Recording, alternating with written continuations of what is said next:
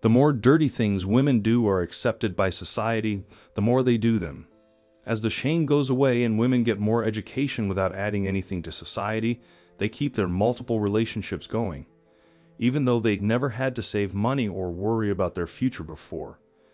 In the future, they'll always have simps to take care of them when they're old. But men are becoming less like that now.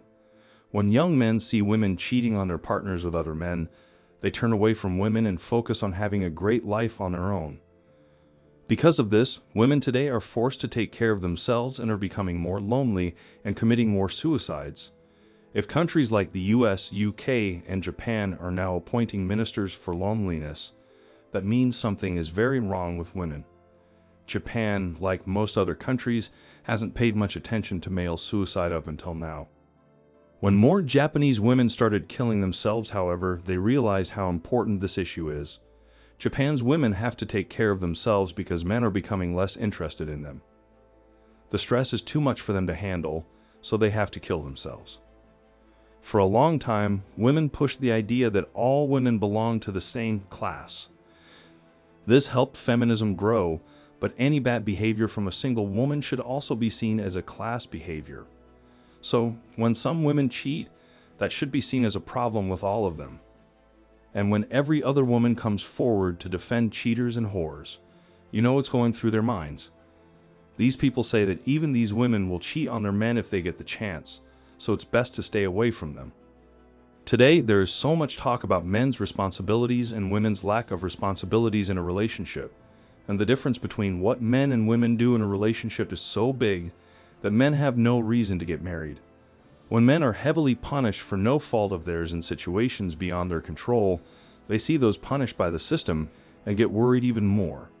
Even wives who make money get alimony and child support, but men rarely get to see their kids.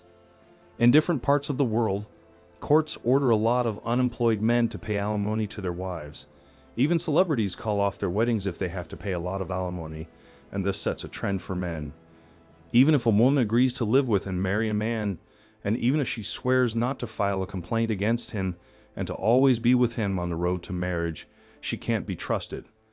Women have been hurt in this way by unfair court proceedings and orders. But if women have asked for and received all of the privileges that men have, why should men care about these privileged women? Women can work and make money today, but many of them can't even have healthy babies. In their younger years, they have a lot of health problems, and the husbands have to deal with all of them. Even with all the perks in their life, women today are becoming alone. The fact that the difference between men's and women's wages and suicide rates is getting smaller in both the West and Japan shows that one gender can't have it all, and that's why we built a friendly society in the past. Feminism has been supported and pushed by the left for decades. Many people believe their lies because, on paper, they sound good. But when they see how things really are, they are shocked. Some people refuse to believe it, and others don't know what to do. Every year on International Women's Day, people tell women how bad their lives are and how much more they deserve. The stories of oppression told by the left never end. Every year they find new ways to hurt people and new ways to break up families. Men who believe this propaganda and get married will realize they made a mistake when their marriage falls apart. In the name of doing what's best for the child, the courts break up families, try to hide a woman's extramarital affair, and punish her partner, boyfriend, or husband for her bad behavior. Men who might have been feminists in the past know this from the hard way.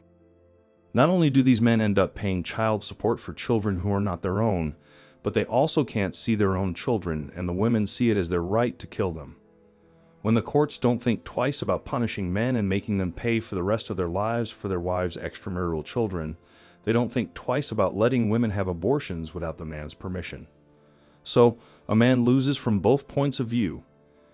Men are sick and tired of being looked at by women as their pension plan.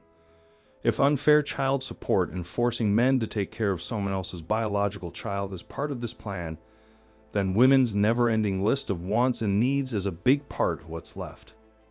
Even though they don't accept dowry, women don't hesitate to put a lot of pressure on their husbands. Women today don't talk about what they can add to a relationship.